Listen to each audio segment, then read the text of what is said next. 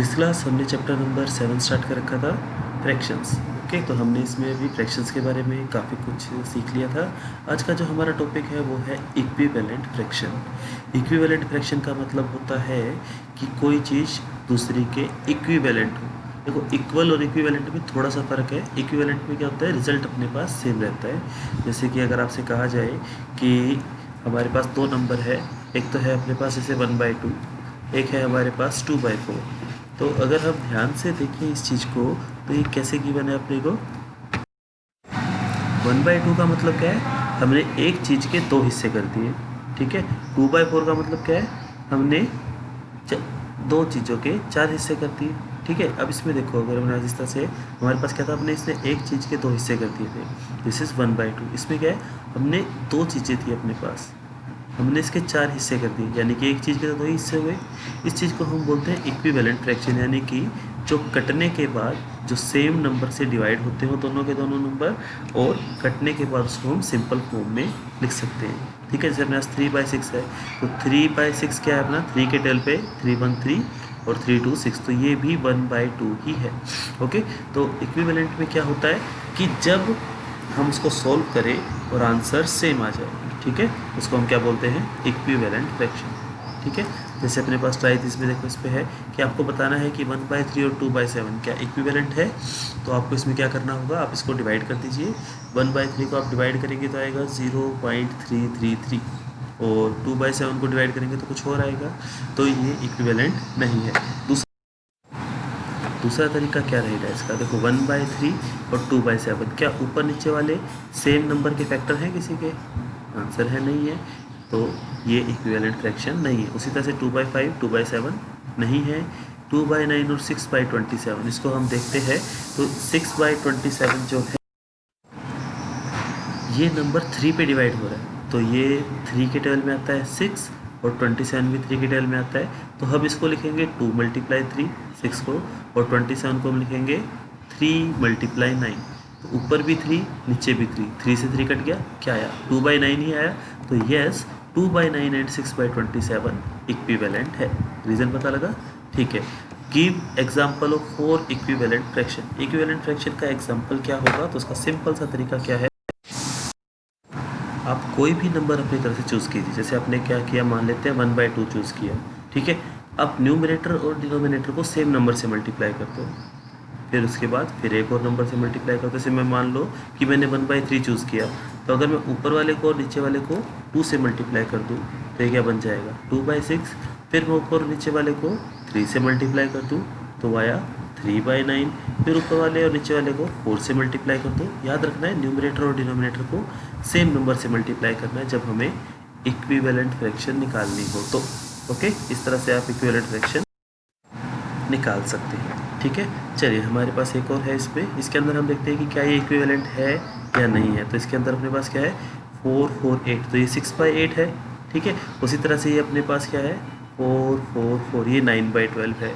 तो 6/8 और 9/12, 6/8 में आएगा 2 × 3 अपॉन 2 × 4, तो 2 से 2 कट गया, तो ये अपने पास कितना आया, अगर आप इसको ध्यान से देखें तो ये हमारे पास आया 3/4। उसी तरह से ये भी हमारे पास आया 3/4। उसी तरह से इसको सोल्व करोगे तो ये भी 3/4 आएगा, और ये भी 3/4 ही आएगा। तो ये क्या हो गई, इक्विवेलेंट फ्रैक्शन हो गई। ओके। ठीक है। तो इक्विवेलेंट फ्रैक्शन को समझने का तरीका हमें पता लग चुका है। तो जैसा कि मैंने आपको बताया था, इक्विवेलेंट फ्रैक्शन के लिए हम क्या करते हैं, ऊपर और नीचे सेम नंबर से मल्टीप्लाई कर देते हैं। ठीक है। चलिए आगे बढ़ते हैं। फिर आगे है हमारे पास 1/3 के इक्विवेलेंट फ्रैक्शन आपको निकालनी है। तो इसने ऊपर क्या किया, ऊपर और नीचे 2 से मल्टीप्लाई कर दिया, फिर ऊपर और नीचे 3 से मल्टीप्लाई कर दिया, फिर ऊपर और नीचे 4 से मल्टीप्लाई कर दिया, और हमारे पास इक्विवेलेंट फ्रैक्शंस आ गए। ठीक है।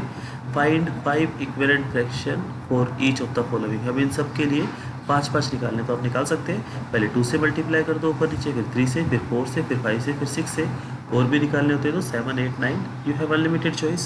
ठीक है। इस तरह से हम इन क्वेश्चंस को कर सकते हैं। ओके। हमारे पास एग्जांपल है, example number 3, find the equivalent fraction of 2/5 with numerator 6। Numerator में 6 होना चाहिए, तो 2 को किससे मल्टीप्लाई करूँ कि 6 बन जाए, तो 3 से। अगर ऊपर 3 से किया है तो नीचे भी 3 से ही करना होगा, तो ऊपर भी 3 नीचे भी 3, तो इसका आंसर आया 6/15। ठीक है, इस तरह से हम इसको सॉल्व करते हैं। उसी तरह से अपने पास है फाइंड द इक्विवेलेंट फ्रैक्शन 15/35, जिसका डिनोमिनेटर क्या होना चाहिए 7। अब डिनोमिनेटर क्या अपने पास 35 है, तो आप इसको क्या लिख सकते हो 7 × 5, और ऊपर वाले को आप क्या लिख सकते हो 3 × 5। 5 से 5 कट गया, तो आंसर कितना आया 3/7। ओके, इस तरह से हम इन क्वेश्चंस को करते हैं।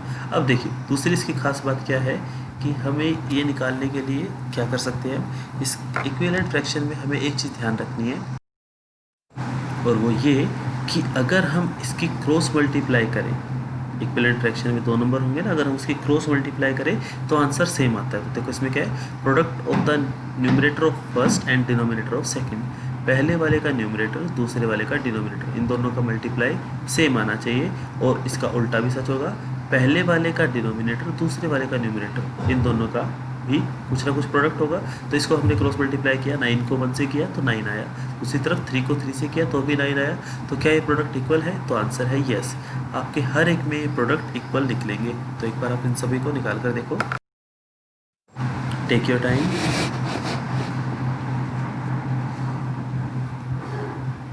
चलिए इसको करके देखते हैं। फिर फर्स्ट वाले में क्या आया, 1 को 16 से किया तो 16 आया, सेकंड वाले में 4 को 4 से किया तो 16 आया, तो इसमें भी ऐसा आ रहा है।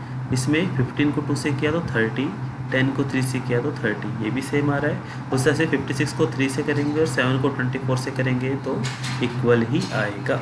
ओके, तो यहाँ से अपने को पता लगता है कि न्यूमरेटर पहले वाले का और डिनोमिनेटर दूसरे वाले का इक्वल होता है। तो उसके लिए हम क्या करते हैं, क्रॉस प्रोडक्ट वाली टेक्निक लगा देते हैं। तो इसमें क्या है कि अपने को पूछा गया है कि 2/9 को इक्विवेलेंट निकालो जिसका डिनोमिनेटर 63 होना चाहिए। तो 63 डिनोमिनेटर के लिए मैं क्या करूं, तो हम इसको ऐसे लिख देते हैं 2/9, ऊपर वाला तो हमें पता नहीं, डिवाइड में 63।